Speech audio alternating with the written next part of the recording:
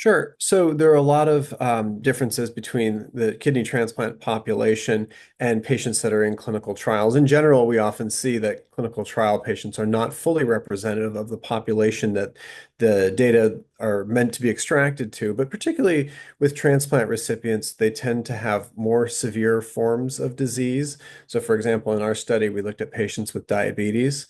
And those are patients who really have the end stage results of diabetes, meaning they had kidney failure from it. And so their diseases tend to be more severe. They tend to have a lot of other comorbid conditions. They're on long-term immunosuppression, and they're at risk for a number of other things that other events that might happen that are also associated with GLP-1 receptor agonists like pancreatitis.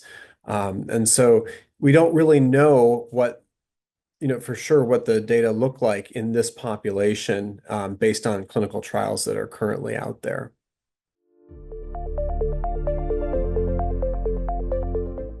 Another great question. We don't really know. It looks to be increasing over time. The data that we looked at is a couple of years dated because we don't have sort of real-time data, but it looks like maybe 10 to 15% of patients who are eligible for these medications are taking them.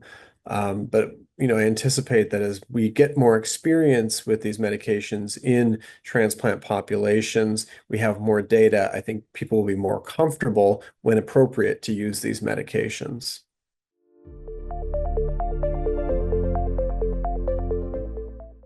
So we looked at graft survival and mortality in this study. The outcomes that we often look at in the clinical trials are things like degree of weight loss and improvements in hemoglobin A1C. Those weren't based on the data we had. We didn't have those data to study, so we couldn't look at those outcomes. But we looked at outcomes that I think are arguably more important, which are graft survival and patient survival. Those are sort of, we think about hemoglobin A1C and weight loss, and those are all sort of intermediate steps between starting the drug and the hard outcome of losing your kidney transplant or dying. And what we found was that the patients who received GLP-1 receptor agonists had a 49% lower risk of death-censored graft loss, and they had a 31% lower mortality risk. When we first looked at the results of the study, we were really impressed by how dramatic the improvements were in graft and patient survival. And so we really dug into it really deeply, tried to do a number of sensitivity analyses to make sure that these numbers that we were seeing were real and not just a statistical artifact or some uh, uh, study design flaw. But over and over again, no matter how we looked at it, the data appeared pretty consistent across a number of different analyses. And so while we don't have clinical trial data for the post-kidney transplant population, I know that for me, this certainly enhances or reinforces what I do in my practice. And hopefully will give others the data they need to move forward in helping patients access these medications that they might be beneficial for.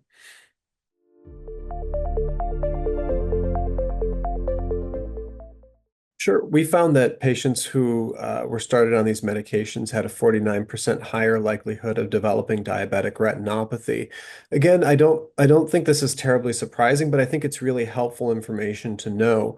It's because patients who've had end-stage kidney disease because of diabetes have more severe diabetes, oftentimes uh, harder to control diabetes, and so we expect them to have more advanced disease.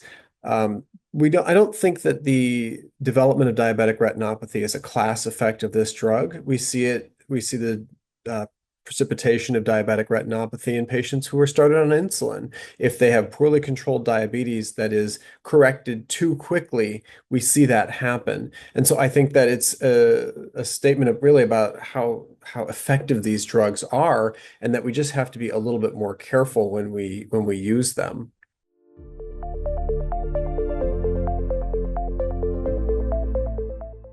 Sure. Well, we have some data that are under review right now looking at the pre-transplant population. So I think that's going to be an important aspect to know. I think we need more long-term follow-up data.